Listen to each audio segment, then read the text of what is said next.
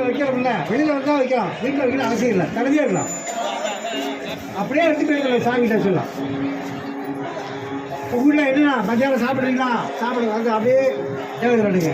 சாயங்காலம் சொந்தக்கார வந்துருக்காங்க, பஜ்ஜி போடுறியா, பெருமாள் இந்த பஜ்ஜி சாப்பிடு, மாமா வந்துருக்காரு பஜ்ஜி போட்டுருக்காரு, வீட்டுக்காரி சாப்பிடு. ராத்திரி 2 தோசை சாப்பிட போறியா, இருந்தா பெருமாள் நீங்கள் தோசை தான் சாப்பிட்டு, கோயிலுக்கு தோசை சாப்பிடு. நீ என்ன சாப்பிடு அதை குடிச்சு சாப்பிடு. 2 விஷயம் இருக்காது. ஒன்று நன்றி கலப்பாடு, பெருமானே இந்த உணவை இதை கொடுத்தியே அது உனக்கு நன்றி,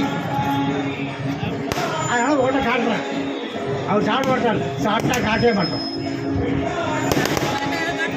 நன்றி. 2வது பெருமான்கிட்ட சமர்ப்பணம் பண்ணி சாப்பிட்டீங்கன்னா அதில் எந்த தோஷமும் இல்லை. அதான் நான் லேடிஸில் சொல்லுவேன், வீட்டில் குக்கர் இறக்கலாம், அந்த குக்கரை அப்படியே எடுத்துகிட்டு போங்க சாமிகிட்ட.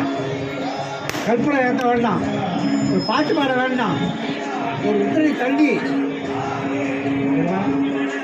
நன்றி சாப்பிடு. இது நீங்கள் கொஞ்சமாக எடுத்துகிட்டு போனீங்கன்னா நீங்கள் தான் சாப்பிடுவீங்க. உங்கள் வீட்டுக்கார் சாப்பிட மாட்டாரு, உங்கள் பிள்ளை சாப்பிடாது, உங்கள் அத்தை சாப்பிட மாட்டாரு, மாமனார் சாப்பிட மாட்டாரு. குக்கரோட வந்தாக்கா எல்லாருமே கிடைக்கிறது புண்ணியா, எல்லாரும் அந்த பிரசாதம் சாப்பிடுவாங்கல்ல, அது பிரசாதம், அருள் பிரசாதம். 2 மட்டும் ஒதுக்க கூடாதுங்க, குரு பிரசாதம், அருள் பிரசாதம். இது 2 வாழ்க்கையில் கிடைக்காது, கிடைச்ச போது தள்ளிக்கணும். குரு பிரசாதம், அருள் பிரசாதம். அருள் பிரசாதம் நீங்கள் தேவதை பண்ணுறது. குரு பிரசாதம் எப்படி இருக்கணும் உங்களுக்கு தெரியாது, என் சிஷ்யர்களுக்கு தெரியும். அது எப்படி வேணாலும் இருக்கும், என்னமா வேணாலும் இருக்கும், பேட்டியாக இருக்கும், துண்டாக இருக்கும், சாப்பாட்டில் ஒரு உண்டை அதுக்கு எவன் தான் இருக்கான், கரெக்டாக பக்கத்தில் பக்கத்தில் இவன் தான் இருக்கான். சாப்பாட்டில் ஒரு உண்டை. கும்பதி பிரசாதம் நம்ம அந்த காலையில் பூஜை பண்ண இருந்தால் பூ கொண்டு ஊற்றி, அது குரு பிரசாதம். குரு பிரசாதம் கிடைக்காது, ஏன்னா இறைவனோட பெரிய குரு. எதனால் ஏன் குருவை வந்து பெரிய ஒரு 2 விஷயம் சொல்கிறோம். குரு வார்த்தை மீறக்கூடாது, குருவுக்கு பணி செய்யணும்லாம் ஏன் சொல்கிறோம். மாதா பிதா குரு தெய்வம்.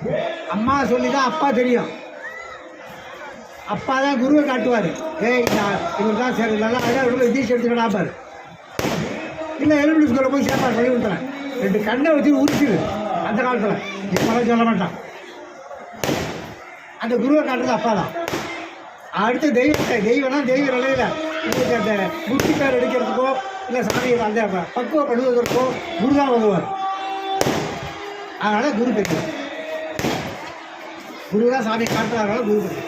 அந்த குரு வார்த்தையை மீறக்கூடாது, குருவை கொச்சையாக பேசக்கூடாது, குருவை பின்னாடி தப்பாக பேசக்கூடாது.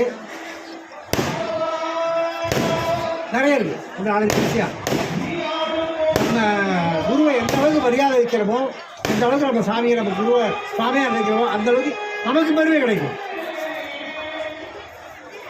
எங்கள் குருநாதர் அவர் கண்டிப்பாக தான் இப்போ பார்க்க முடியாதுங்க, ஒரு பாக்கியம். அந்த டைம் இருக்குது, அந்த டைத்தில் தான் பார்க்கலாம், அதுக்கப்புறம் போனால் பார்க்க முடியாது. ஆனால் எனக்கு அந்த பாக்கியம் கிடச்சிதுங்க. 9 மணிக்கு போவேன், லேட் ஆகிடும். உள்ளே போய்ட்டு அதை சாப்பிட்டு படுக்க போய்ட்டு இல்லை 2 தடவை ஏமாந்து வந்தேன். அப்போ சொல்லியே விட்டார், கூப்பிட்டு தம்பியாக வந்தாக்கா எத்தனை வந்து என்கிட்ட அனுப்புது. அது காரணம் சொன்னார். ஏன்னா எனக்கு தெரிய சிஷ்யர்களில் தம்பி தான் அந்த கேள்வி கேட்கலாம், நிறைய சந்தேகம் எழுதிட்டே போவேன். சுவாமி இதெல்லாம் ஒரு சந்தேகம் இருக்குது, நிவர்த்தி பண்ணுறது எனக்கு கேள்வி கேட்கலாம். அதனால் அவர் சிந்தனை பண்ணுறதுக்கு எனக்கு டைம் தரான். நானே அந்த அளவுக்கு போய் சிந்தனை பண்ணி தான் அவர் போய் சொல்ல வேண்டியதுன்னா என்னை பக்குவப்படுத்துகிறான் அவன். அதனால் அவனை என் சிஷன் அதாவது சொல்கிறேன், கேட்டுங்க, தெரிஞ்சால் சொல்லுவோம், தெரியுதுன்னா தெரியுது. அதனால் நிறைய இருக்குது குருவிட்ட அவன் வந்து கேட்டால் தான் நினைச்சேன் நிறைய தெரிஞ்சுக்கணும். ஃபோன் பண்ணால் ராத்திரி 11 மணி 12 மணிக்கு என் மெட்ராஸுக்கு ஃபோன் பண்ணுவாங்க.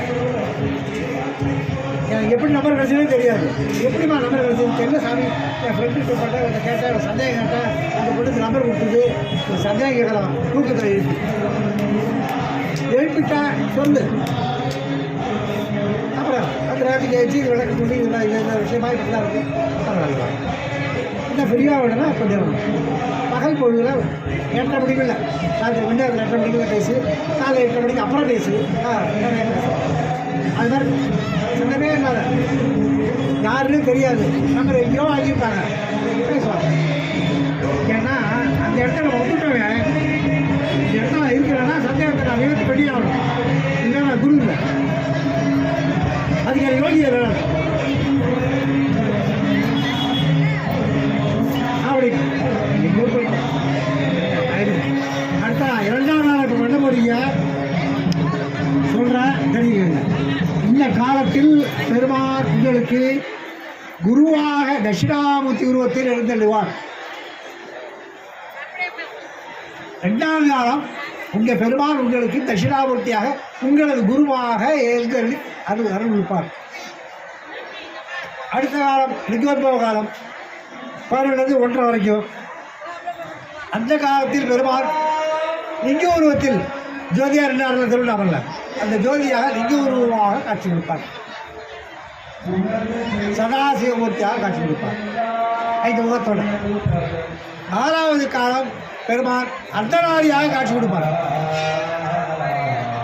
அம்மையை இந்த முகம் வச்சு காட்சி கொடுப்பார். 4 காலம் நல்லா வச்சு. இப்போ அம்மா யாருன்னு சொல்லிடுறேன். நம்ம இமயமலையில் இருக்கிற கைலாயம் இருக்கே, அதோடு சரி தான் நம்ம பார்த்துட்டு இருக்கோம். அதான் ருத்ரன், பார்வதி, மீனாட்சி, காமாட்சி எல்லாம் அது தான் இல்லை. நம்ம இருக்கிறவர் அவர் இல்லை, மேலே இருக்கிறவர் 9ஆம் இடத்துல இருக்கிறவர் பரன். அவருக்கு மனைவி பராசக்தி இல்லை, பறை. அவரே தான், தனி அம்பாள் கிடையாது. அவரே அம்பாளா பண்ணி உருவமா. அதுக்கு என்ன பேர் சொல்ல, தாயுமானவர். திருச்சி உச்சிப்பிள்ளார் கோயில் போய் தாயுமானவர். தாயாவர் இல்லை, அவரே தாயும் ஆனவர். ஆம்பளையே தாயுமாக இருந்து பிரசவம் பார்த்தவர். அதனால் அவர் தான் ஆக பெரிய. உங்கள் ஊரில் இருக்க சாமி 6வது நாள் வருவார். 2 பேரும் நம்பாடு இருக்கும், பக்கத்தில் ஒரு நம்பாடு உட்காந்துருப்பாங்க. அதான் தெரிஞ்சுக்கணும். எல்லா கோயில்லையும் இந்து கோயில்லையும் எல்லா கோயில்லையும் சாமியோட ஒரு அம்பாள் இருப்பான். அவன் தான் பாகம் பெரியாள். அவரே தான். அந்த ஊர் அம்மா தனியாக இருப்பான். இவர் தான் இந்த அம்பாள். இவர் தான் முன்னாடி வச்சிருக்கிறது. முருகன் இல்லை, இவரே தான். 3 காட்சி ஒவ்வொருவராக காட்சி இருக்கிறார். வேறு இடத்துல வர மும்மூர்த்திகள்லாம் வேறு, அந்த மும்மூர்த்திகள் வேறு. திருமலையில் நிறைய இடத்துல வர மும்மூர்த்திகள் இவர் தான். இப்போ வர காலத்தில் உங்கள் குருநாதரை நினைத்துக் கொள்ளுங்கள். தட்சிணாமூர்த்தியே குருவாக இருந்தடிருந்து இந்த காட்சியில் அபிஷேகம் காணுவார். எல்லாம் நீங்கள் பண்ணலாம், குருநாதர் பண்ணதான் நினச்சி எல்லாம் பண்ணிக்கலாம். இந்த காலத்துக்கு அடுத்த காலத்துக்கும் மற்றவெல்லாம் ரெடி பண்ணுறோம். சொல்ல பண்ணுறேன், காசு எடுத்துக்கிறேன்.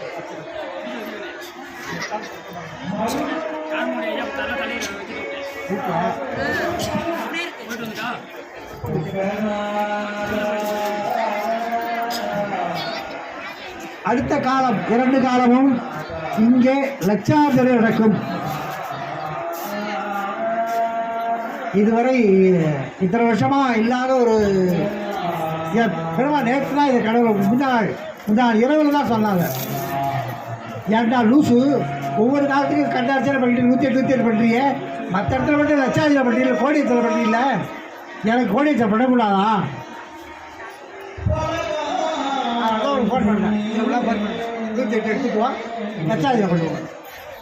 அதனால் எல்லோரும் கவனிச்சிங்க, லட்சார்ச்சனை நடக்கும். அடுத்த காலமும் அதுக்கடுத்த 3ஆம் காலமும் லட்சார்ச்சனை நடக்கும். இங்கே மற்றவங்களாம் பண்ணணும்னு அவசியம் இல்லை. இங்கே பண்ணுறத நீங்கள் பார்த்துக்கோங்க. பாப்பா அவனுக்கு வேலை படிக்கிற வேலை இருக்கலாம்ல. 40 நிமிஷம் அவன் படிக்க இல்லை, வீட்டுக்கு போடுவான். போடனா வேறு ஆள் வச்சுக்கலாம், அவ்வளோதான். புக்கை தருவேன், 40 நிமிஷம் அதை படிக்கிறேன். உங்கள் வேலை படித்த முடியும், நாங்கள் அச்சல் பண்ண முடியும், நீங்களும் அச்சல் பண்ண முடியும்.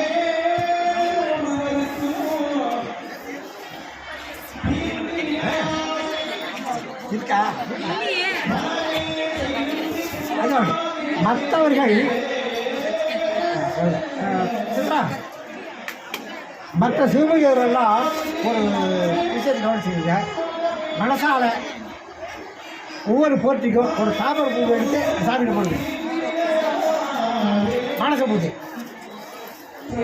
அதெல்லாம் நீங்கள் போர்ட்டின்னு சொல்லும்போது ஒரு தாமரை பூ பெருமானு